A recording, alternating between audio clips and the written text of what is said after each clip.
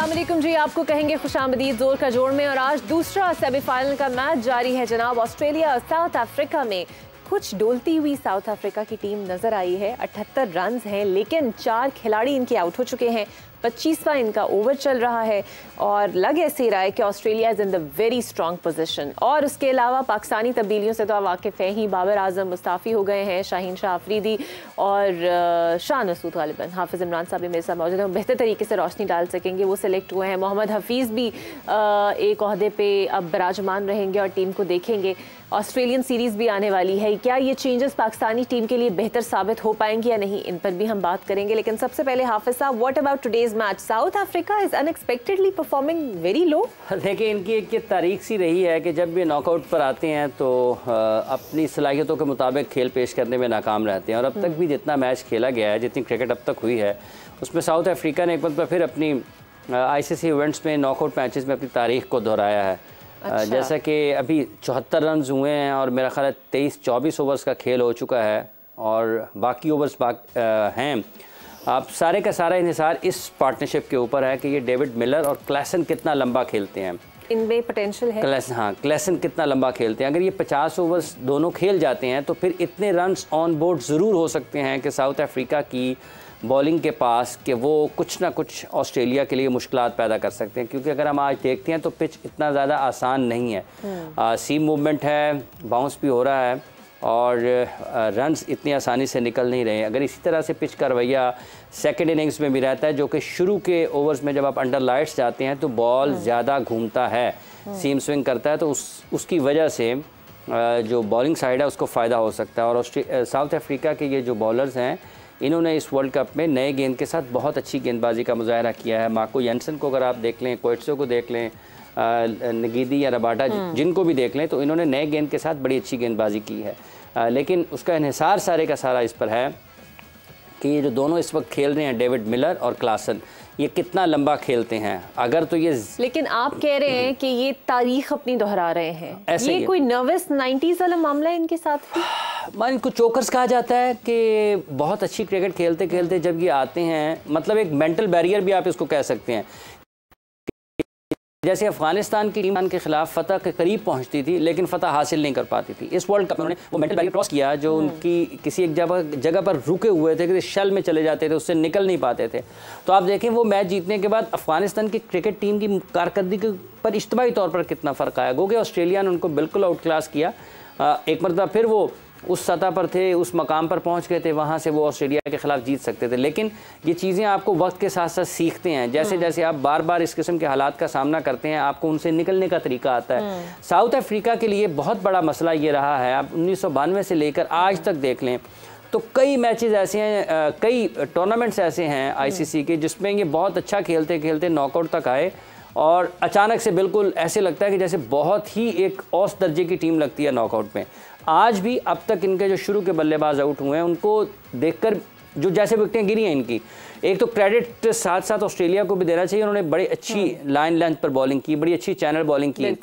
और लेकिन दूसरी तरफ जब आपको पिच में लग जाए कि आज उतना ज़्यादा आसान नहीं है, शॉट्स इतनी आसानी से नहीं लगेंगे, रन्स बनाने में आपको मुश्किलात का सामना रहेगा, आपकी ये ट्रू बैटिंग पिच नहीं है, यहाँ पर बॉल घूम रहा है, सीम स्विंग हो रहा है, तो फिर आपको अपनी उस पिच के हिसाब से बैटिंग को तरतीब देना पड़ता है कि आपने रन्स कैसे निकालने हैं। साथ ही साथ ऑस्ट्रेलिया को क्रेडिट ये भी है कि उनके फील्डर्स ने बहुत अच्छा सपोर्ट किया अपने बॉलर्स को। जो कैचिंग अपॉर्चुनिटीज़ क्रिएट हुई उनसे फ़ायदा उठाया, बॉलर्स ने बड़ी अच्छी गेंदबाजी की। लेकिन जिस तरह की बैटिंग अब तक साउथ अफ्रीका ने की है, ये इससे ज़्यादा बेहतर बैटिंग की सलाहियत रखते हैं। और अब एक मरतबा नज़रें फिर सारी की सारी इस क्लासन और डेविड मिलर के ऊपर होंगी। मिलर को तो आपका हिंट पिंक कौन सा है यहाँ पे, किसको आप कहते हैं? देखिए, ऑस्ट्रेलिया का ना, ऑस्ट्रेलिया चैंपियंस का माइंडसेट लेकर उतरे हैं इस वर्ल्ड कप में। जो शुरू में उनकी क्रिकेट अच्छी नहीं थी और इस वर्ल्ड कप से पहले बहुत सारे लोग ये बात भी कर रहे थे कि शायद इनकी बैटिंग उतनी ज़्यादा मजबूत नहीं है, गहराई है नहीं है उतनी ज़्यादा। लेकिन उसके बावजूद जिस तरीके से इब्तदाई तौर पर उन्हें मुश्किलात का सामना रहा, पाकिस्तान का मैच उन्होंने जीता पाकिस्तान के खिलाफ, और उसके बाद से उन्होंने मुड़कर पीछे देखा नहीं है। और जिस तरह उन्होंने अफगानिस्तान के खिलाफ 7 विकेटें गिरने के पर 100 से पहले जो 290 से ज़ायद रन का हदफ हासिल किया और एक ही टांग पर कर लिया ग्लेन मैक्सवेल ने, तो वो उनकी असल में जो एक माइंडसेट है, जो अप्रोच है, वो आपको दिखाता है। और आप देखें कि उस मैच को जीतने के बाद भी उन्होंने कुछ छलांगे नहीं लगाई ग्राउंड में कि हमने बहुत बड़ी फतह हासिल कर ली। आराम सुकून से मैच जीतने के बाद चलते हुए आराम से वो मैदान से बाहर गए। अच्छा, अब ये तो चलिए मैच का पता चल जाएगा। वैसे I still feel that Australia would take it up, लेकिन देखते हैं। पाकिस्तानी तब्दीलियाँ जो हुई हैं, हफीज़ की एंट्री, शाहीन को मिल गया, जो चीज़ें हुई हैं उससे आप सैटिस्फाई, आपको लगता है कुछ बेहतरी आएगी? देखिए, ये बिल्कुल दीवार पर लिखी हुई चीज़ें थी, आपको नज़र आ रही थी। अगर कोई इसके बावजूद भी ये समझता है कि ये ऐसा नहीं होना था इस कारकर्दगी के बाद, क्योंकि पाकिस्तान वर्ल्ड कप पे बहुत बुरे खेल का मुजाहरा किया पाकिस्तान ने। पाकिस्तान की टीम इससे बेहतर खेलने की सलाहियत रखती है, जो कि उन्होंने नहीं खेला। अब तब्दीलियाँ आना थी, और ये हर जगह पर होता है कि आप वर्ल्ड कप के बाद 4 साल जब आपको मिलते हैं तो 4 साल बहुत टाइम होता है कि आप अपने आप को साबित करें कि आप कुछ कर सकते हैं। लोगों को लग रहा है कि शायद बाबर आजम के साथ नाइंसाफ़ी हो गई है या ज़्यादती हो गई, ऐसी कोई बात नहीं है। 4 साल आपको मुकम्मल इख्तियारात के साथ आपको वक्त मिला था, आप इससे बेहतर परफॉर्म कर सकते थे। आपने नहीं किया है तो फिर आगे बढ़ना होता है। पाकिस्तान की क्रिकेट लाजिम नहीं है कि शान मसूद के आने के साथ या शाहीन आफरीदी के आने के साथ आपको कामयाबियां मिलना शुरू हो जाएं, लेकिन ऐसा भी नहीं है कि फिर अगर आप एक कप्तान के साथ हारते चले जा रहे हैं तो आप कहें जी ठीक है हम 4 साल और हार लेते हैं।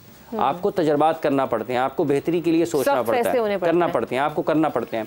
तो ये उसी अंदाज में इसको देखना चाहिए। ठीक है, लोग बहुत ज़्यादा बात कर सकते हैं कि शान को क्यों बना दिया, शाहीन को क्यों बना दिया, लेकिन जब सरफराज की जगह पर बाबर को कप्तान बनाया गया था तो ये बात उस वक्त भी होनी चाहिए थी ना, कि बाबर को क्यों बना दिया सरफराज की जगह पर कप्तानी। क्या बाबर सरफराज की कप्तानी में पाकिस्तान की टीम नंबर 1 नहीं बनी थी? क्या सरफराज की कप्तानी में पाकिस्तान ने चैंपियंस ट्रॉफी नहीं जीती थी? तो ये सारी चीज़ें वक्त के साथ साथ हैं। अब सिर्फ नंबर 1 रैंकिंग को लेकर बैठ जाना और टेस्ट क्रिकेट में अपनी तनज़ली और नाकामियों का जिक्र ना करना, टेस्ट क्रिकेट में अपनी ख़राब कारकर्दगी पर तवज्जो ना देना, अपने ही मुल्क में टेस्ट सीरीज़ हारने पर भी आपको कोई उसका एहसास ना होना कि कितनी बड़ी नाकामी आपको मिली है। ठीक है, तो ये सारी चीज़ें आपको बयान करती हैं कि आप हक़ाइक़ से नज़रें मत चुराएं, आप हकीकत का सामना करें। पाकिस्तान के क्रिकेट से बढ़कर कोई नहीं है। बिल्कुल। अब वो मिकी आर्थर साहब का क्या होगा? कोई रिस्पॉन्सिबिलिटी दी गई है उन्हें?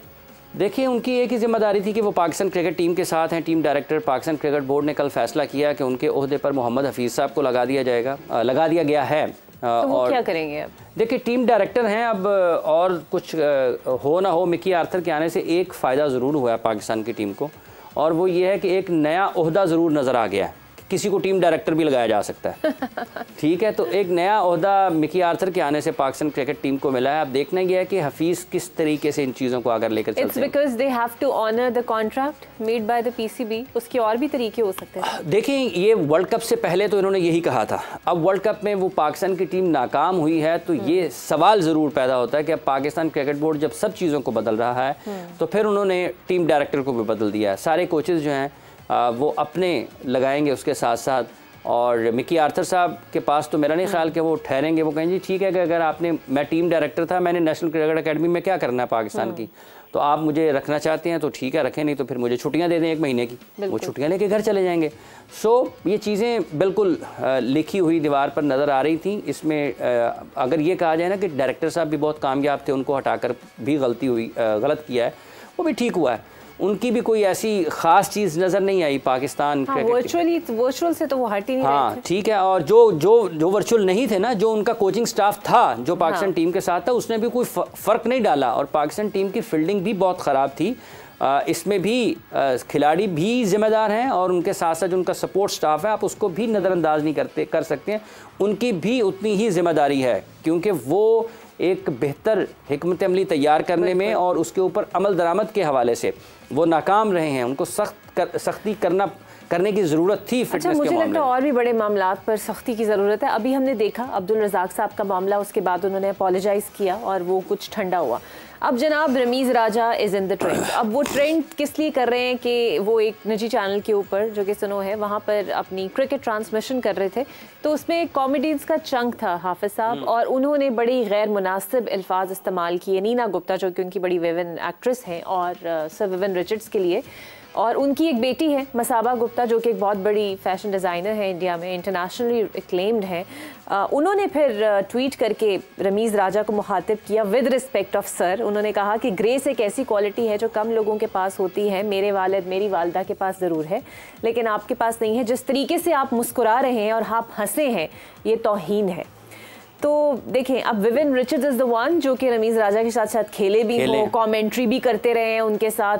तो रंग, नस्ल या लसानी बुनियाद पे किसी के रंग का मजाक उड़ाना या किसी की पैदाइश का मजाक उड़ाना is something not acceptable. But Rameez Raja साहब की उस हंसी ने ये भी अब हमसाया ममालिक में ट्रिगर किया है। देखिए, यके बाद दीगरे कुछ ऐसे वाक़यात हुए हैं जिनकी वजह से पाकिस्तान के क्रिकेटर्स पर तनकीद हुई है। हाँ। मिजाह में और तज़हीक में फ़र्क रखना चाहिए, और अगर कोई भी कर रहा है और आप उस जगह पर मौजूद हैं तो आपको उसका हिस्सा कतन नहीं बनना चाहिए। क्योंकि अगर कोई पाकिस्तान के किसी क्रिकेटर के बारे में देखें, ये सबसे पहले तो आप एक इंसानियत के नाते अगर आप इसको देखते हैं, इस किस्म के तमाम वाक़यात को, तो आपको तकलीफ़ होती है। दूसरी बात यह है कि अगर आप पाकिस्तान के किसी शख्स के बारे में कोई बाहर से बात करे, भारत से करे या दुनिया के किसी भी हिस्से से करे, देखें हमें बुरा लगेगा। सौरभ गांगुली ने पाकिस्तान टीम के बारे में बात की, ज़ैनब अब्बास को बाहर भेजा, हमें बुरा लगा। हाँ, ना, हालांकि इस तरह का कोई रवैया उनके साथ ठीक है, गया। तो उनको अगर नज़रअंदाज किया गया या उनका रास्ता रोका गया तो लोगों ने पाकिस्तान में रद्द-ए-अमल दिया ना बड़ा शदीद तरीके से, ठीक है। और सौरभ गांगुली ने पाकिस्तान की टीम के बारे में कहा कि ये वो टीम नहीं है, तो लोगों को वो भी, हालांकि वो क्रिकेट के हवाले से उन्होंने बात की, लेकिन जब आप शख्सियात के ऊपर हदफ बनाकर इस तरह से अगर कोई भी अमल होता है तो यकीनी तौर पर लोगों के जज्बात को ठेस पहुंचती है और एक अच्छा चेहरा पाकिस्तान का सामने नहीं आता। अब्दुल रज़ाक साहब वाला मामला सबके सामने है कि किस तरीके से उसके ऊपर लोग आज अभी तक बातें कर रहे हैं। Amitabh Bachchan has actually tweeted on it, तो वो करेंगे। हाँ, उन्होंने अशारों के नायों में उन्हें बुरी लगी है बात कि बहू है वो। देखिए, उनके घर की बात है, उनके घर की बात है ना। आप इस तरह से जब करेंगे तो लोग रिएक्ट करेंगे, और फिर ऐसे जितनी भी चीज़ें होती हैं ना, इसके असरात बहुत देर तक रहते हैं। लोग भूलते नहीं हैं। लोग ये समझते हैं उस ऐसे वाक़यात के बाद कि शायद उनकी शनाख्त को आपने हदफ बनाया है, जो कि इस पे हंसने से उन्हें चाहिए था कि उसको शन ऑफ करते उसी टाइम, उन्हें रोक देते। होना यही चाहिए, होना यही चाहिए, होना यही चाहिए। इसलिए ये एक मजाक वालों पे ज्यादा इशू नहीं है, उनके हंसने पे ज्यादा है रमीज राजा के। आप भी उस तज़हीक का हिस्सा बन गए। देखें, या तो आप खामोश हैं या आपको ये कहना चाहिए कि नहीं आप ऐसे ना करें।